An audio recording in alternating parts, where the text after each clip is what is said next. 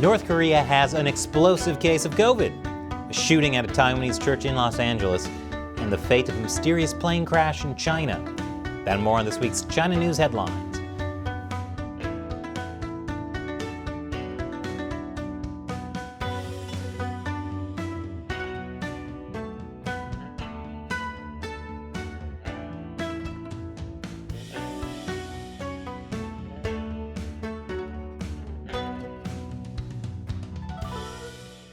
Welcome to China Uncensored. I'm Chris Chappell.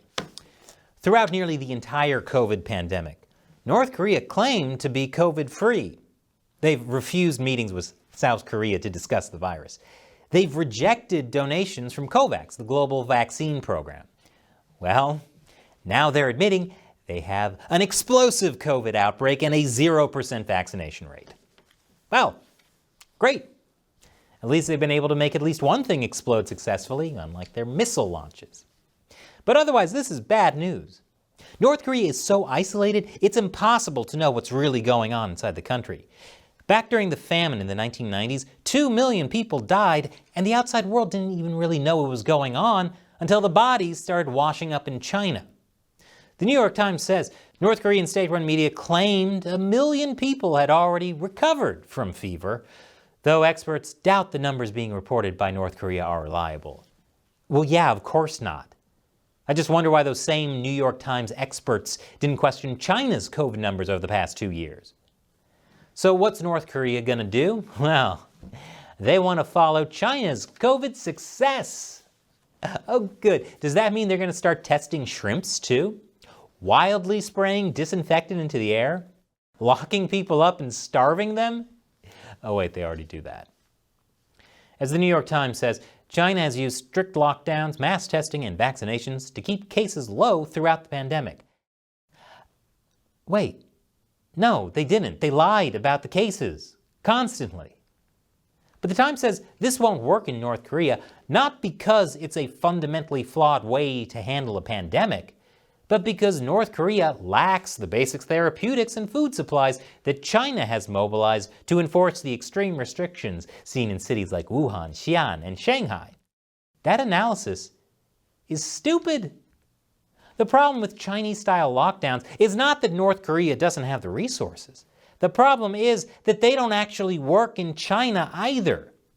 This is like saying, the only reason my leeches didn't cure my diabetes is because I didn't have enough leeches. Why is the New York Times so in love with China's communist regime? Remember when they said that in a pandemic, living in a free democratic society was a problem? Here's an article from March 2020. It says while China staved off the virus with effective lockdowns, the West was paying a price for living in open, affluent democracies where people are used to free movement, easy travel, and independent decision-making, and where governments worry about public opinion. Governments aren't used to giving harsh orders and citizens aren't used to following them. Yeah, if only we could have handled it like China. The New York Times goes on to say the problem with North Korea trying to use Chinese methods is that if North Koreans were placed under the kind of extreme lockdown seen in China, the government would be unable to provide basic needs.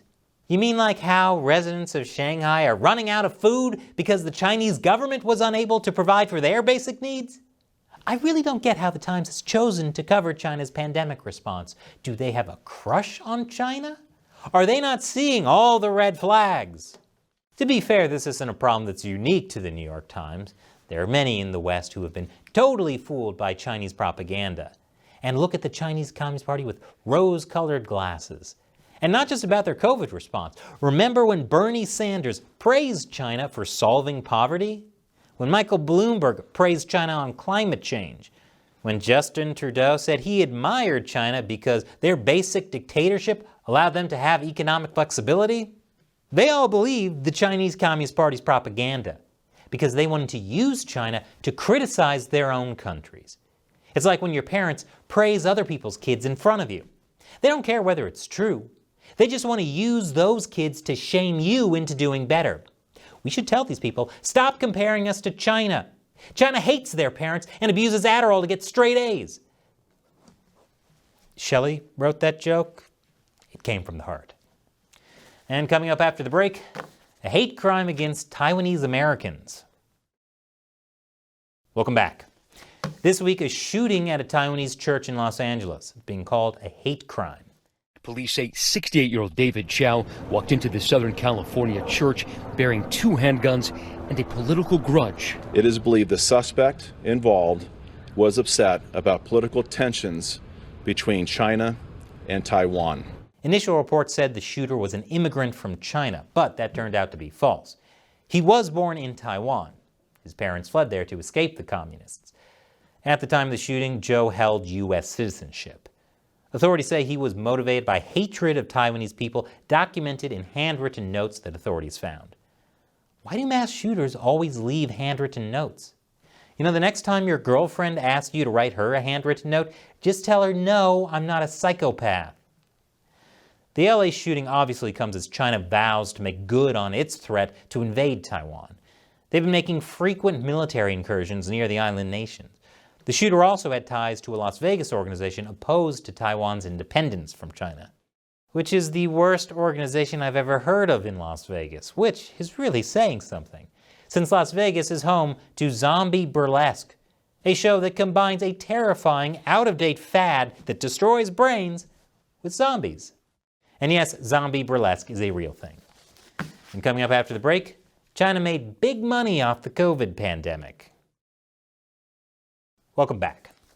You may remember recently that mysterious airline crash in China, when a plane made a straight nosedive into the ground. Well, China has been very tight-lipped about what caused it.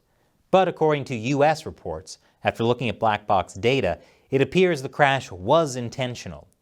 The plane did what it was told to do by someone in the cockpit. All 132 passengers died in the crash. I would be very interested to know who was on that flight. This is a mystery because China Eastern Airlines previously said the 3 pilots on board were qualified and in good health. Of course, I don't think anyone believes we'll be getting a good answer from China, except maybe those experts from the New York Times. According to this new report by British think tank Civitas, the UK tripled its purchases of Chinese medical equipment during the pandemic. We're talking billions of dollars going to China. As the report mentions, reliance on China for medical supplies is dangerous. This power is often used by the CCP to exert geopolitical leverage on other states. Besides that, the Communist Party is selling equipment to deal with a problem that they caused. This is like setting off a stink bomb, then selling people clothespins to pinch off their nostrils. Grifter's gonna grift. But it's not just the UK making bad financial decisions when it comes to China. President Joe Biden has hinted the U.S. may drop Trump-era China tariffs. Now, to her credit, U.S. Trade Representative Katherine Tai doesn't want to do that. She wants to hold off for a broader China trade strategy that could include more tariffs. But dropping the tariffs is a move being backed by the U.S. Treasury Secretary. U.S. Treasury Secretary Janet Yellen is among those who want to slash many of these tariffs. Now, I'm not actually going to go too hard on Biden over what his Treasury Secretary wants to do. Biden himself has made some good moves on China. For instance, signing a bill supporting Taiwan's entry into the World Health Assembly. The real problem is always with these U.S. Treasury Secretaries. Janet Yellen is a banker. They have a very narrow worldview.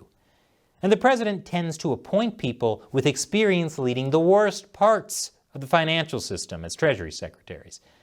Trump was guilty of that too. He appointed Steven Mnuchin, and that guy was awful on China as well. Gee, I wonder what he saw in China. The New York Times is probably like, back off, China is mine.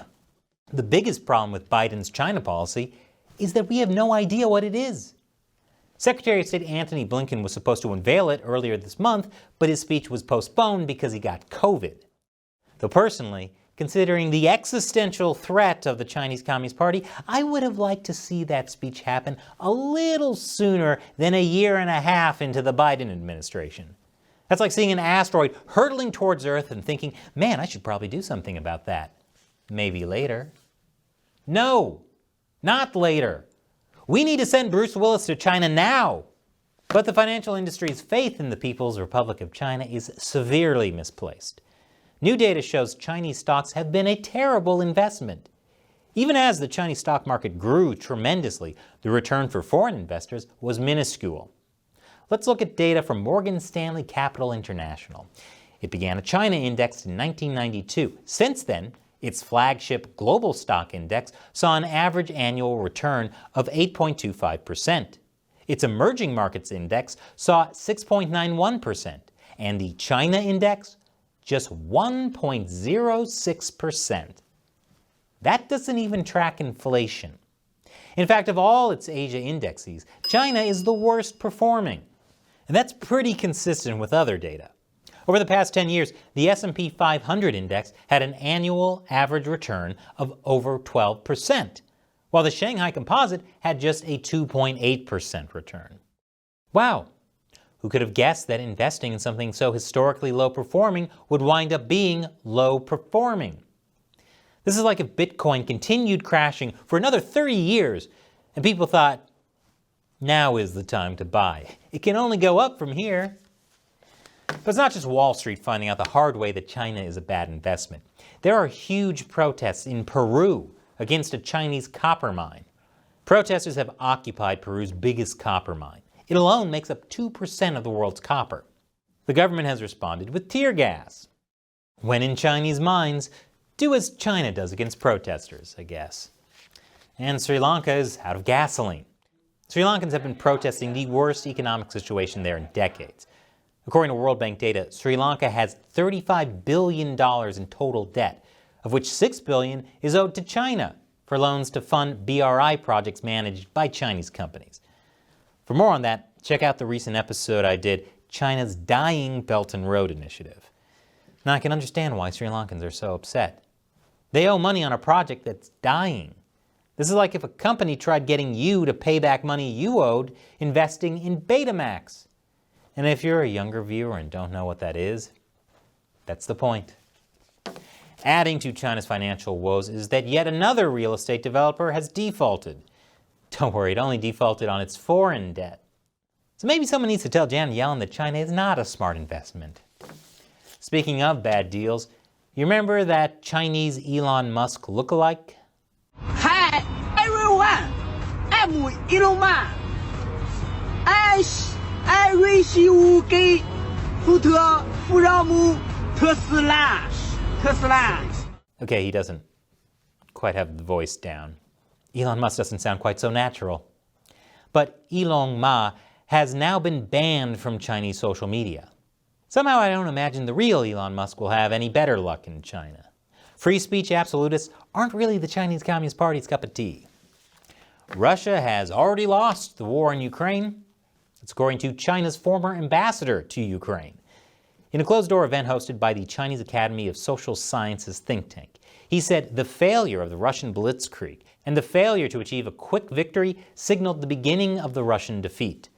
Putin can't afford a high-tech war costing hundreds of millions of dollars a day. Although, if Putin wanted to lose an astronomical amount of money on a terrible decision, instead of invading Ukraine, he could have just spent the last 10 years investing in China. Anyway, as the former ambassador put it, it can be said that Russia has completely lost Ukraine. Which is a very interesting take, because he's the kind of person that may influence China's plan for a Taiwan invasion. And they're learning from Russia's failures. At the very least, China now at least knows it won't work to say they're invading Taiwan to get rid of Nazis.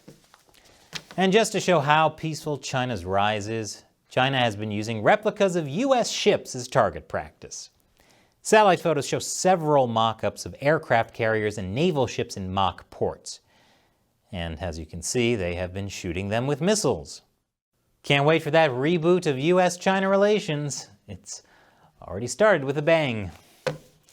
And YouTube is still playing dirty with us. So the biggest part of our budget to continue making the show and paying our staff comes from the China Uncensored 50-cent army.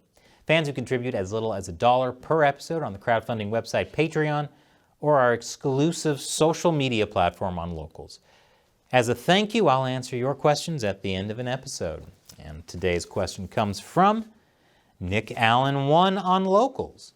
Since China has a lot of influence in the WHO, is there any chance that China could use the WHO to make a pandemic treaty to impose a zero COVID tolerance standard on other countries and lock down cities in the US?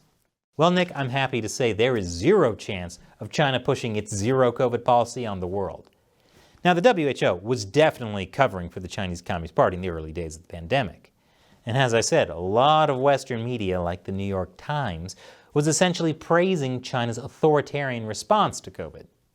But zero COVID is so extreme, all that's falling apart now. Even the head of the WHO is saying it's not sustainable. The New York Times says it's a mess that proves autocracy hurts everyone. A little late to the game, but they got there. Don't worry, New York Times. You can do better next time. Just don't go falling in love with Russia.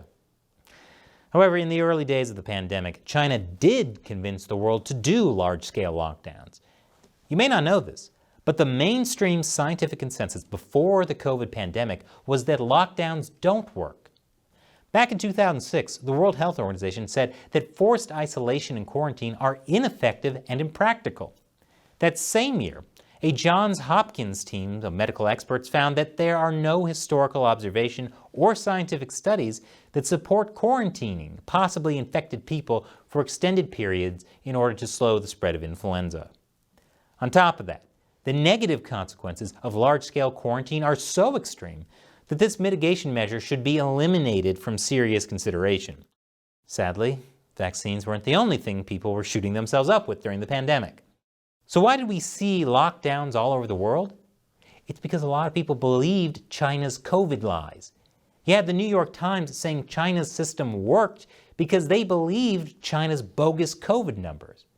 We actually did a full episode on that on our other channel, America Uncovered, about how the science of lockdowns changed. Check it out, I'll put a link below. By the way, did everyone watching know we have another show, America Uncovered? Anyway, thanks for your question and your support, Nick. And if you want to join the China Uncensored 50 Cent Army and help us fight against communism, head on over to our exclusive social media platform on Locals. That's ChinaUncensored.locals.com. Once again, I'm Chris Chappell. See you next time.